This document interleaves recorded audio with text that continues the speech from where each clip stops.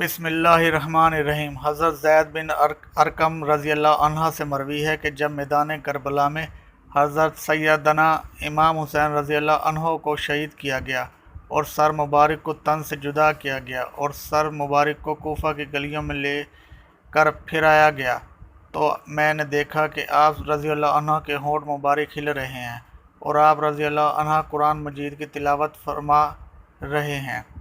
اس طرح ایک اور روایت کے مطابق جب آپ رضی اللہ عنہ کے سر مبارک کو ابن زید کے پاس لے کر جایا گیا تو اس وقت آپ رضی اللہ عنہ کے ہونٹ مبارک ہل رہے تھے اور زبان مبارک پر قرآن مجید کی تلاوت جاری تھی۔ سبحان اللہ۔